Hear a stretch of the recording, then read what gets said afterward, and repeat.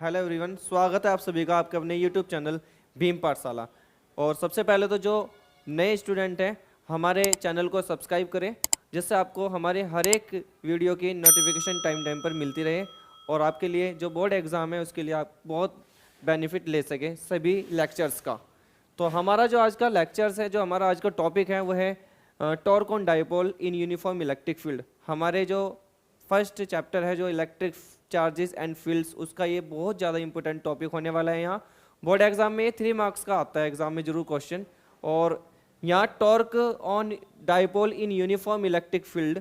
So students, uniform electric fields का मतलब होता है कि जो इलेक्ट्रिक फील्ड लाइंस होती है उनके बिटवीन का जो गैप होता है वो एक जैसा होता है, यूनिफॉर्म होता है, इसीलिए हम इसको कहते हैं uniform electric field. So this is uniform electric field.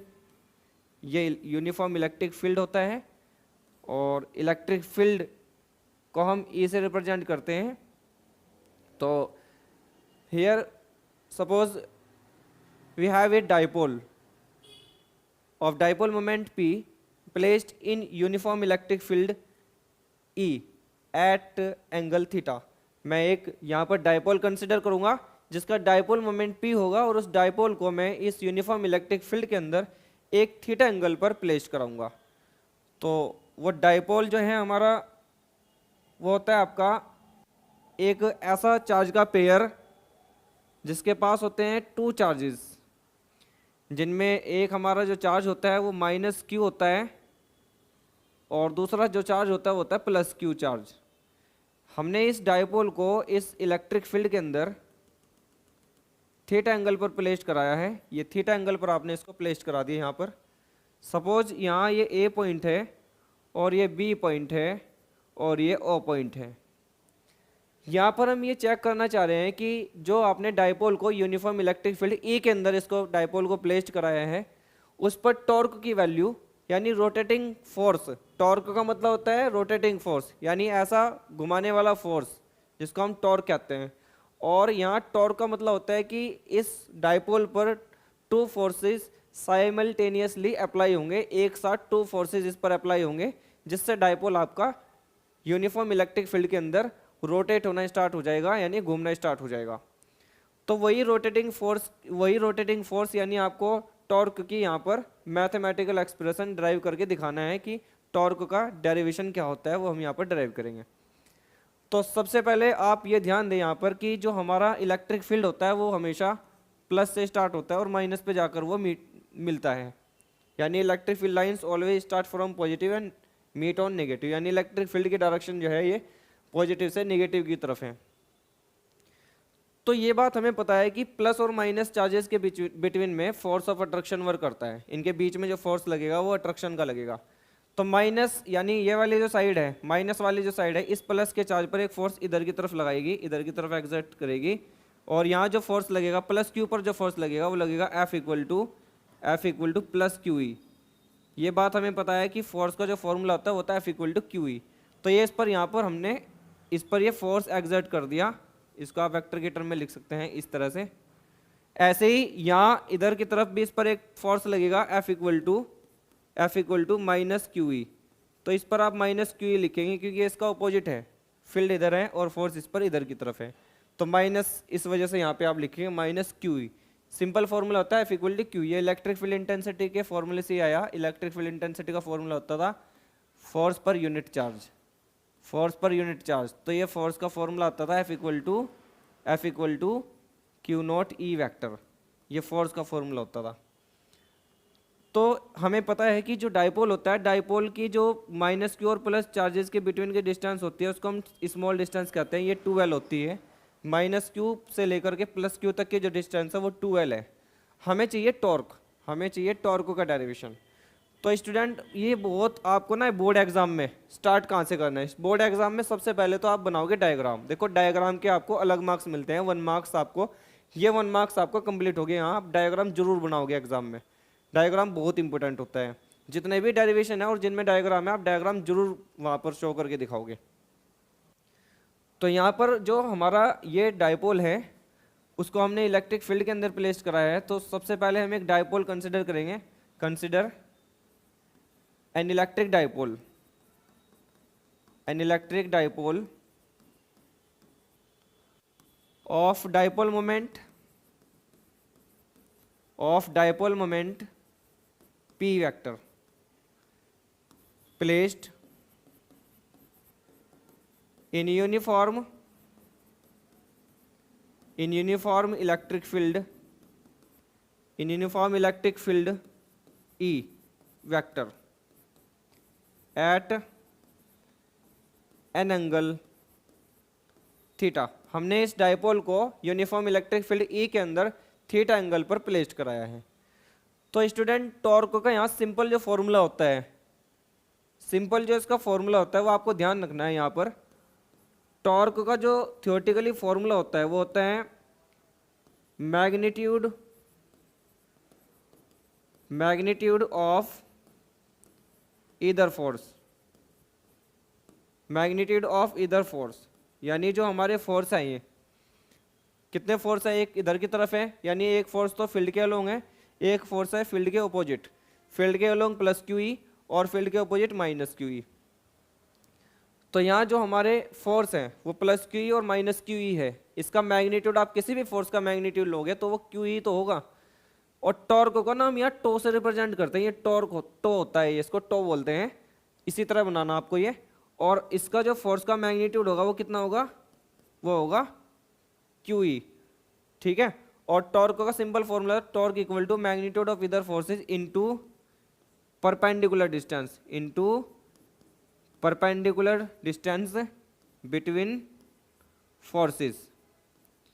इन दोनों फोर्सेस के बिटवीन की जो परपेंडिकुलर डिस्टेंस है वो भी आप यहाँ पे लिखेंगे।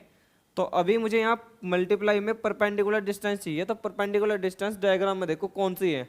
देखो एक आपका फोर्स तो ये है, ओके, और एक फोर्स आपका ये है। कितने फोर्सेस हुए, 2 फोर्सेस। इनके बिटवीन की ये जो लाइन है, देखो ये लाइन ऐसे ड्रॉ कर रहा हूँ मैं, तो इनके बीच में बन गया 90 का एंगल। और ऐसे ही अगर आप इस फोर्स से देखोगे तो इस लाइन के साथ कितने एंगल है, 90 का ही है। तो ये जो डिस्टेंस है ना यहाँ से ओ से बी तक की, यही है वो परपेंडिकुलर डिस्टेंस।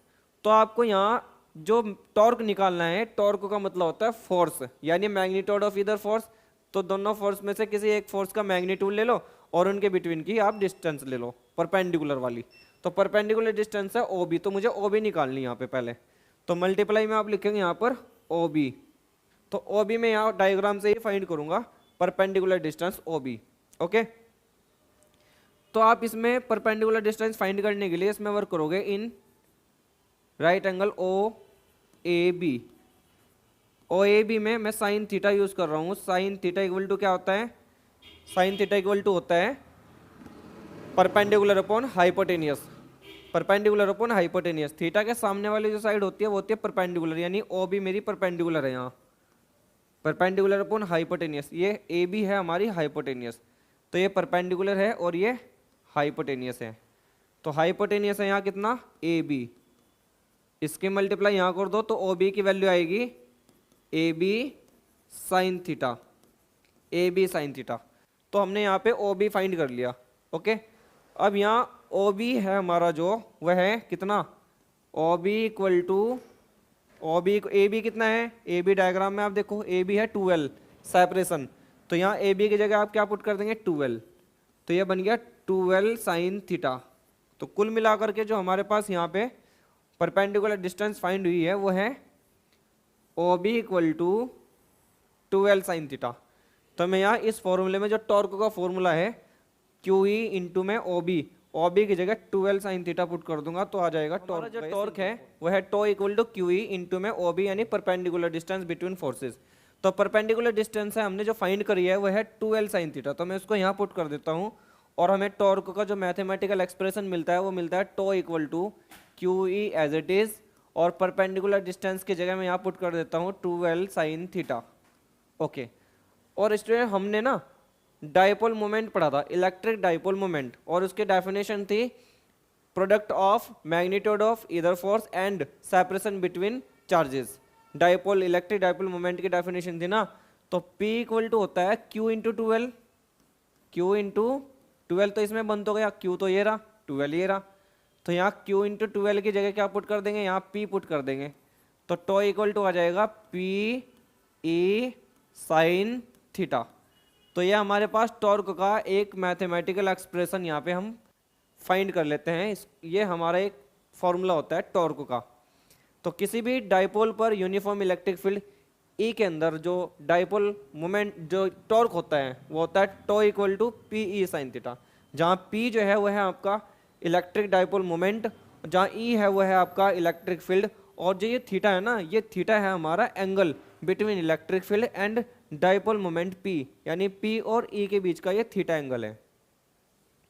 अगर मैं इसको वेक्टर की टर्म में लिखूं इन वेक्टर फॉर्म, तो वेक्टर फॉर्म में हम इसको इजीली लिख सकते हैं। हमें पता है कि जो हमारा ए क्रॉस बी होता है, यानी क्रॉस प्रोडक्ट होता है, वो होता है ए बी साइन थीटा के इक्वल, ये फॉर्मूला होता है आपका। और हम यहाँ इसको अगर ए कंसिडर कर ले, इसको बी कर ले, तो ये फॉर्मूला बिल्कुल इसी के जैसा बन गया। देखो कंपैरिजन करके ये हो गया ए बी साइन थीटा। तो ये टॉर्क इक्वल टू हो गया, टॉर्क वेक्टर इक्वल टू हो जाएगा कितना, पी क्रॉस ई। तो ये हम इसको वेक्टर की टर्म में लिख सकते हैं। एग्जाम में आपसे एक्सप्रेशन ड्राइव करने के लिए आता है कि टॉर्क के लिए डेरिवेशन यहाँ पर ड्राइव कीजिए। तो टॉर्क के लिए डेरिवेशन यहाँ तक तो आपको करना ही है, ये तो आपको कंप्लीट करना ही है यहाँ तक। देखो आपको 1 मार्क्स आपको डायग्राम का मिलेगा, ये 2 मार्क्स में अगर आता है 1 मार्क्स डायग्राम का आ गया, और हाफ मार्क्स आप फॉर्मूला जब पुट करोगे ना, torque equal to magnitude of either force and perpendicular distance between forces, half marks आपको परपेंडिकुलर डिस्टेंस फाइंड आउट करते ही मिल जाएगा। और हाफ मार्क्स आप जब वो बनाते हैं ना, ये बनाते हैं यहाँ, इसकी जगह Q × 12 पुट करते ही यहाँ आपको मिल जाएगा। कुल मिला करके ये 2 मार्क्स का ये डेरिवेशन आता है आपका। और कुछ कंडीशंस भी आ जाती है इसके साथ, अगर ये मार्क्स इसके बढ़ा दिए जाए क्वेश्चन के। तो कंडीशन क्या आती है, जैसे कि मान लो आपने डाइपोल, जो आपका डाइपोल है, जब हम उसको इलेक्ट्रिक फील्ड ए के अंदर पुट कराते हैं ना, तो पुट कराने पर वहाँ पर ना उस डाइपोल पर मैक्सिमम टॉर्क कब अप्लाई होगा, एक्सर्ट होगा, ई की वजह से, यानी इलेक्ट्रिक फील्ड ई की वजह से। और मैक्सिमम कब होगा, मिनिमम कब होगा, ये आपको बताना है। एंटी पैरेलल में होगा या पैरेलल में होगा, या 90 पे होगा या 0 डिग्री पे होगा या 180 डिग्री पे होगा, कितने एंगल पर ये मैक्सिमम टॉर्क या फिर मिनिमम टॉर्क इस पर एक्सर्ट होगा, वो बताना आपको। देखो तो कुछ कंडीशंस हैं, कुछ केसेस है, स्पेशल केसेस हैं, वो आप देखें यहाँ पर।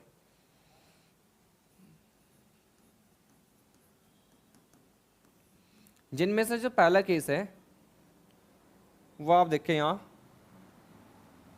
सबसे पहले मैं यहाँ कंसिडर कर रहा हूँ कि जो हमारा थीटा है उसकी वैल्यू 0 डिग्री है, यानी आपने डायपोल को इलेक्ट्रिक फील्ड ई के अंदर थीटा इक्वल टू 0 पर प्लेस्ड कराया है। थीटा इक्वल टू 0 का मतलब है कि यहाँ हमारा जो डायपोल है ना, वो इलेक्ट्रिक फील्ड ई के साथ में 0 डिग्री का एंगल बनाता है, यानी dipole is placed in uniform electric field at 0 degree. It means dipole is parallel, dipole is parallel to electric field E, यानी डायपोल इलेक्ट्रिक फील्ड ई के साथ पैरेलल में है। आप इसकी अगर पिक्चर बनाना चाहते हैं कि कैसे है वो इसके साथ पैरेलल में, तो आप ऐसे बना सकते हैं। एग्जाम में इसके लिए आ सकता है कि इसकी पिक्चर बनाओ कि वो किस तरह से थीटा इक्वल टू 0 पे है या पैरेलल की कंडीशन में है। तो वो कुछ इस तरह से है कि हमारा जो डायपोल है वो ये यहाँ पर इस तरह से आप प्लेस कराओगे, ये आप देख सकते हैं। यहाँ पर ये इलेक्ट्रिक फील्ड ई की डायरेक्शन है, ये इस तरह से इलेक्ट्रिक फील्ड ई की डायरेक्शन है, और ये -q चार्ज है यहाँ, और ये है +q चार्ज। ये बात आपको पता है कि जो डायपोल मोमेंट p होता है उसकी डायरेक्शन होती है from negative charge to positive charge. So it means here electric field E vector and dipole moment p vector is in same direction. यहाँ इलेक्ट्रिक फील्ड वेक्टर और डायपोल मोमेंट p वेक्टर जो है वो same direction में है। It means theta is equal to 0 degree. Theta equal to 0 degree होने का मतलब है यहाँ कि dipole is parallel, dipole is parallel to electric field E, यानी डायपोल है जो आपका वो इलेक्ट्रिक फील्ड E के साथ पैरेलल में है। सो यहाँ थीटा इक्वल टू 0 डिग्री है ये। आप अगर यहाँ से टॉर्क की वैल्यू फाइंड करना चाह रहे हैं तो फॉर्मूला है PE sine theta, PE sine theta. अगर मैं यहाँ थीटा की वैल्यू 0 पुट कर देता हूँ तो टॉ इक्वल टू आएगा P इंटू में साइन 0 डिग्री, और साइन 0 डिग्री की वैल्यू होती है 0, तो इसीलिए टोटल कितना आ गया, ये 0 आ गया। तो यहाँ टॉर्क इक्वल टू 0 है, इसका मतलब no torque, no torque, no torque acts on dipole, acts on dipole at theta equal to 0, और you can say that if dipole is parallel to electric field E, it means no torque acts on dipole। या तो ये कहो कि अगर हम किसी dipole को थीटा इक्वल टू 0 पर प्लेस कराते हैं या डाइपोल को इलेक्ट्रिक फील्ड E के साथ पैरेलल में रखते हैं, तो वहाँ उस डाइपोल पर कोई टॉर्क एक्सर्ट नहीं होता। तो ये आपका 1 मार्क्स में क्वेश्चन किसी भी तरह से पूछा जा सकता है, बहुत ध्यान से आप इसको स्टडी करें। और यहाँ हम अगर एक ना आपको बहुत जो इंपॉर्टेंट टर्म है यहाँ ये ध्यान रखना है कि theta equal to 0, theta equal to 0 का यहाँ एक और मीनिंग होता है, इसका मतलब होता है स्टेबल इक्विलिब्रियम की condition, stable equilibrium, stable equilibrium. Stable equilibrium का क्या मीनिंग होता है? स्टेबल इक्विलिब्रियम का मतलब होता है कि वो डाइपोल आपका जिस तरह से रखा हुआ है बिल्कुल साइलेंटली, शांत, बिल्कुल आराम से रखा हुआ है, उस पर किसी तरह का कोई मूवमेंट नहीं आने वाला। वो इक्विलिब्रियम का मतलब होता है बिल्कुल रेस्ट में रहना, एक जगह बिल्कुल स्टैटिक कंडीशन में रहना। और वो स्टेबल है, स्टेबल का मतलब वो बिल्कुल वहीं रुका हुआ है, शांत में रखा हुआ है, उस पर किसी तरह का मूवमेंट आने की कोई चांसेस नहीं है थीटा इक्वल टू 0 पर। तो इसको हम बोलते हैं स्टेबल इक्विलिब्रियम। तो स्टेबल इक्विलिब्रियम का मतलब पैरेलल की कंडीशन में रखा हुआ है, थीटा इक्वल टू 0 पे रखा हुआ है, और वहाँ उस डाइपोल पर किसी तरह का टॉर्क एक्ट नहीं हो रहा है, किसी तरह का घुमाने वाला कोई टॉर्क एक्ट उस पर नहीं हो रहा है, ये आपको ध्यान रखना है। ओके, इसका दूसरा केस आप देख सकते हैं। दूसरा जो केस है वो आप ध्यान से देखिए, इसका सेकंड जो केस है इसका वो ये है कि अगर हम यहाँ थीटा की वैल्यू 180 पुट कर देते हैं, तो थीटा इक्वल टू 180 पुट करने पर अगर हम यहाँ टॉर्क की वैल्यू फाइंड करते हैं, टॉर्क का फॉर्मूला होता है PE साइन थीटा। अगर मैं यहाँ थीटा की वैल्यू फिर पुट करूँ तो यह आएगा PE साइन 180 डिग्री, और साइन 180 डिग्री की वैल्यू भी 0 ही होती है, यहाँ भी टॉर्क एक्ट नहीं करने का। तो no torque, no torque acts on dipole, यहाँ पे भी टॉर्क एक्ट नहीं करेगा डाइपोल पर। तो ये जो कंडीशन है, इस कंडीशन का नेम क्या है? यहाँ इस कंडीशन का जो नेम, ये 1 मार्क्स में, ये क्वेश्चन 2 मार्क्स में था बोर्ड एग्जाम में, यानी आपको theta equal stable and unstable equilibrium की कंडीशंस वो आपसे अगर पूछ ले तो आप बताओगे कि कोई भी डाइपोल यूनिफॉर्म इलेक्ट्रिक फील्ड के अंदर स्टेबल इक्विलिब्रियम में तभी होगा जब थीटा इक्वल टू 0 होगा या डाइपोल आपका इलेक्ट्रिक फील्ड E के साथ पैरेलल में रखा होगा। सही है। और यहाँ अनस्टेबल, इसको बोलते हैं अनस्टेबल, अनस्टेबल इक्विलिब्रियम। ये अनस्टेबल इक्विलिब्रियम की कंडीशन है। यहाँ डाइपोल पर कोई किसी तरह का टॉर्क तो नहीं होगा, लेकिन हाँ ये है कि वो कोशिश करेगा अपनी उसी पुरानी जगह में आने की जहाँ वो पहले स्टेबल में था। तो ये अनस्टेबल इसलिए है, लेकिन इस पर किसी तरह का कोई टॉर्क तो लगेगा नहीं। तो ये अनस्टेबल इक्विलिब्रियम की कंडीशन है, यानी डाइपोल यहाँ आपका पहले पैरेलल में रखा हुआ था, अब उसका उल्टा करके रखा हुआ है, यानी कि एंटी पैरेलल में रखा हुआ है। आप इसको पिक्चराइज करके देख सकते हैं कि डायग्राम में किस तरह से हम इसको रिप्रेजेंट करके दिखा सकते हैं। ये आप देख सकते हैं, ये आपका यूनिफॉर्म इलेक्ट्रिक फील्ड है,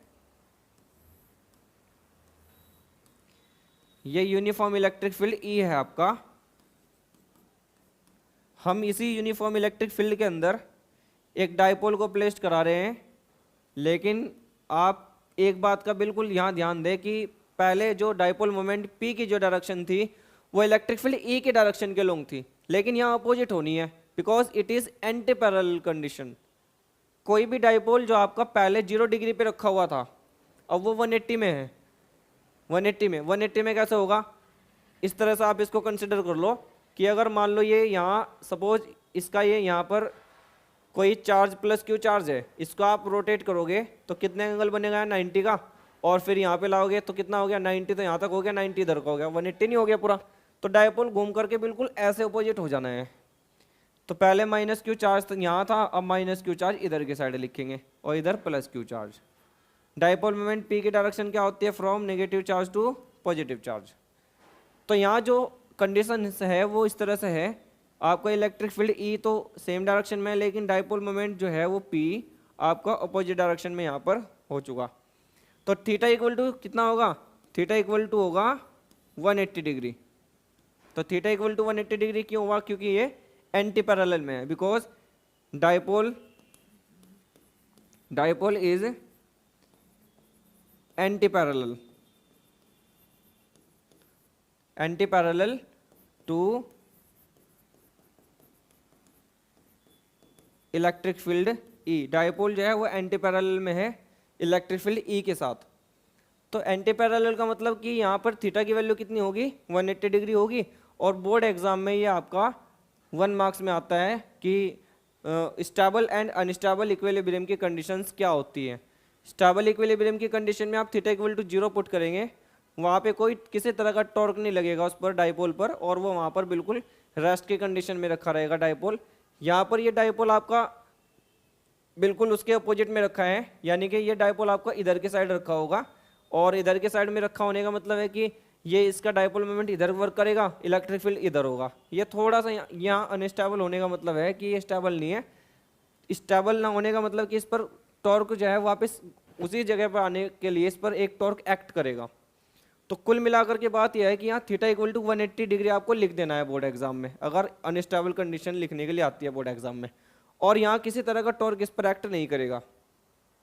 एक थर्ड कंडीशन है, अगर टॉर्क पर मैक्सिमम, अगर हमारा जो डाइपोल है उस पर मैक्सिमम टॉर्क एक्ट करे, वो क्या कंडीशन होती है। तो मैक्सिमम टॉर्क किसी भी डाइपोल पर तब एक्ट करेगा जब हमारा डाइपोल जो है वो थीटा इक्वल टू 90 डिग्री पर रखा हो। अगर डाइपोल हमारा कितने डिग्री पर रखा हो, 90 डिग्री पर प्लेस्ड हो इलेक्ट्रिक फील्ड ई के साथ। तो यहाँ हम अगर टॉर्क की वैल्यू फाइंड करते हैं तो टॉर्क इक्वल टू आता है आपका p E sine 90 degree. Sine 90 degree का मतलब होता है साइन 90 की वैल्यू 1 होती है। तो maximum torque acts on dipole, तो हमारा यहाँ डाइपोल पर मैक्सिमम टॉर्क एक्ट करेगा p E, it is maximum torque. तो हम लिख सकते हैं कि ये मैक्सिमम टॉर्क होगा, मैक्सिमम टॉर्क ऑन डाइपोल, यानी यूनिफॉर्म इलेक्ट्रिक फील्ड ई के अंदर अगर हम किसी डाइपोल को 90 डिग्री पर प्लेस कराते हैं तो उस पर मैक्सिमम घुमाने वाला फोर्स या टॉर्क उस पर एक्ट करेगा डाइपोल पर। तो ये 3 कंडीशंस जो बहुत ज़्यादा बेसिक होती है यहाँ इस डेरिवेशन के लिए। अगर हम किसी डाइपोल को यूनिफॉर्म इलेक्ट्रिक फील्ड ई के अंदर थीटा इक्वल टू 0 पर, थीटा इक्वल टू 0 का मतलब पैरेलल कंडीशन में प्लेस कराते हैं, तो डाइपोल पर किसी तरह का कोई टॉर्क एक्ट नहीं करेगा, डाइपोल वहीं साइलेंटली रखा रहेगा। लेकिन अगर मैं किसी डाइपोल को यूनिफॉर्म इलेक्ट्रिक फील्ड के अंदर एंटी पैरेलल का मतलब है 180 डिग्री एंगल पर प्लेस कराऊं, तो वो आपका स्टेबल ना होकर के अनस्टेबल हो जाएगा। अनस्टेबल का मतलब कि अब वो ना मूवमेंट के लिए बिल्कुल उस पर एनर्जी है, मूवमेंट के लिए उसके पास एनर्जी है, वो वापस आने के लिए कोशिश करेगा, यानी मूवमेंट के लिए उस पर एनर्जी है। तो ये हमारा जो सेकंड कंडीशन है इसको हम बोलते हैं 180 डिग्री पर अनस्टेबल इक्विलिब्रियम की कंडीशन। और थीटा इक्वल टू 180 अगर है वहाँ डाइपोल का ई के साथ, तो वहाँ उस पर मैक्सिमम टॉर्क एक्ट करेगा, मतलब सबसे ज़्यादा जो डाइपोल है वो यहीं रोटेट करेगा, यहीं घूमेगा इलेक्ट्रिक फील्ड ई के अंदर। तो ये हमारा जो मैथमेटिकल एक्सप्रेशन है यहाँ पर torque equal to p E sine theta, तो ये और इसका एक डायग्राम देखो, ये बोर्ड एग्जाम में इस तरह से आता है। आप सबसे पहले डायग्राम बनाओगे, फिर आप डायग्राम बना करके वहाँ फॉर्मूला लिखोगे टॉर्क का। टॉर्क इक्वल टू हमने बता ही दिया, फोर्स इनटू में परपेंडिकुलर डिस्टेंस होता है। फिर आप परपेंडिकुलर डिस्टेंस फाइंड करोगे उसके डायग्राम से, और फिर वहाँ ये 3 कंडीशंस एग्जाम में जरूर पूछी जाती है, स्टेबल की कंडीशन, अनस्टेबल की कंडीशन, मैक्सिमम टॉर्क की कंडीशन। सही है, तो आप इस डेरिवेशन को बहुत ज़्यादा तरीके से आप इसको प्रिपेयर कर ले बोर्ड एग्जाम के लिए। 3 मार्क्स आपके यहाँ बिल्कुल पक्के हैं बोर्ड एग्जाम के लिए, बहुत अच्छे से तैयार कर ले। Thank you.